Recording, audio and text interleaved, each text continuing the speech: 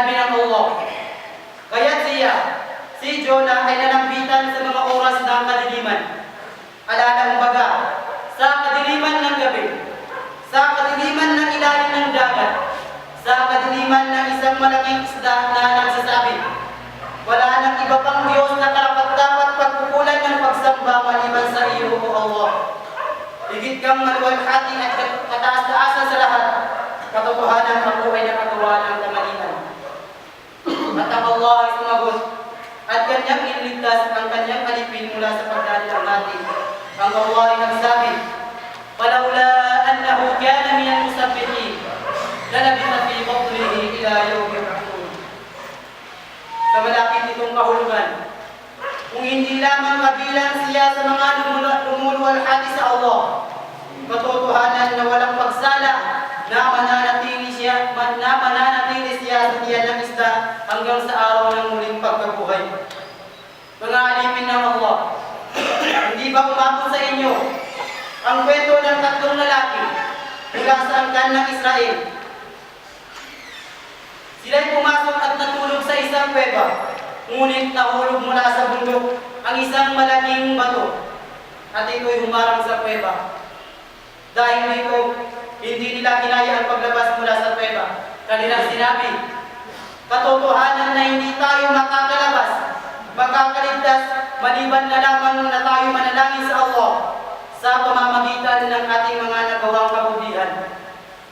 Sabi ng isa sa kanila, O Allah, aming Panginoon, katotohanan na mayroon akong dalawang magulang na parehong kumandana.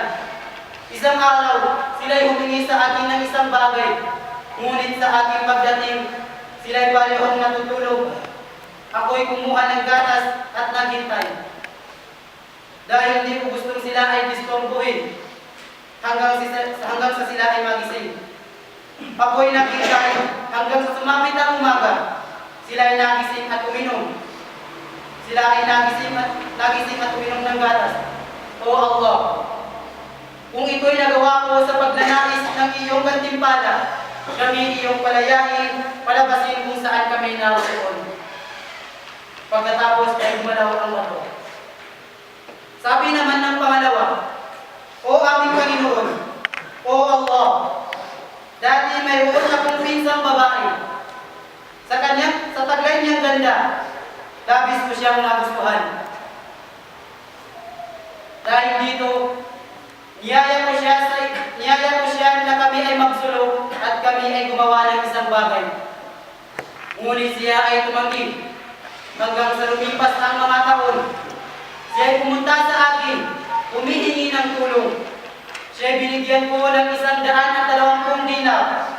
Sa kapalit nitong kami ay magsusulo at kanya namang sinangayunan.